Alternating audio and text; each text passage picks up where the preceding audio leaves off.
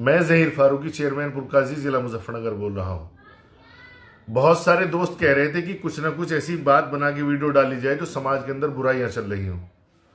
तो मैं आज आप सभी लोगों से एक छोटी सी बुराई है जो देखने में तो छोटी सी लगती है लेकिन है बहुत बड़ी, उसकी तरफ ध्यान दिलाना चाहता हूं। जब हम लोगों के यहाँ किसी की मौत हो जाती है और उसके जनाजे को लेकर कब्रिस्तान में जाते हैं तो रास्ते में बात करते हुए जाते हैं तो बड़े काम सी बात होगी।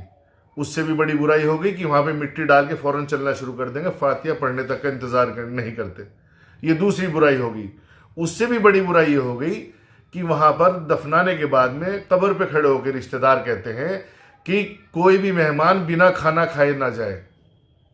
अब आप मुझे बताओ, सारे मेहमानों को आप दुनिया की सारी दौलत खिला दो, सारे अच्छे से अच्छे लजीज खाने खिला दो, उसे मरने वालों को कोई सवाब पहुंच सके? अच्छी बात यह है कि हम खड़े होके वहां कहें कि भाई मरने वाला मेरा भाई था, मेरा बाप था, मेरा चाचा था, मेरा रिश्तेदार था।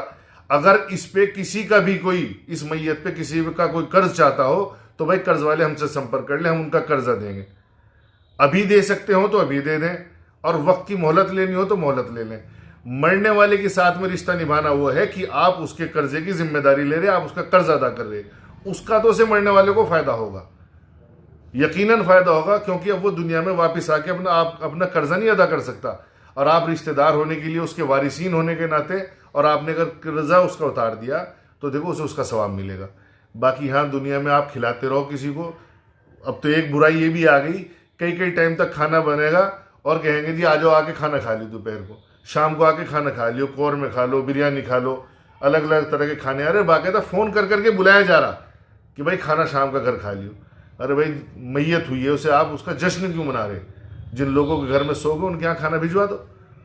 तो बस मेरी सभी कौम के जिम्मेदार लोगों से अपील है कि एक तो फातिहा तक वहां रुका करें कब्रिस्तान के अंदर, और जो कब्रिस्तान के अंदर खड़े होकर ऐलान करना है कि कोई भी भाई बिना खाना खाए ना जाए, इसे बीमारी को हमें लोगों को अपने अंदर से खत्म करना है। ये सब दिखावा है, सब छोड़ दो, जमीन पे काम करो, जमीन पे रहना शुरू कर दो, जमीन पे उतर जाओ कि हमें अपनी बुराइयों को छोड़ना है, उसका कर्जा उतारना है अगर उस पर कोई कर्ज है।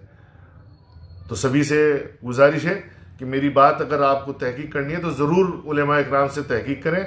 और ये बात ऐसी है कि सभी मज़हब के लोग इस पे अपने ऊपर सोच के देखें कि हम शमशान के अंदर हैं, हम कब्रिस्तान के अंदर हैं, और अगर हम खड़े होकर अपने रिश्तेदार का कोई कर्जा अदा करेंगे तो मुझे यकीन है कि उसे उसका फ़ायदा होगा, और हम लोगों को भी उसका ज़रूर सवाब दुनिया के अंदर भी मिलेगा और आखिरत के अंदर भी मिलेगा। शुक्रिया, खुदा हाफिज़।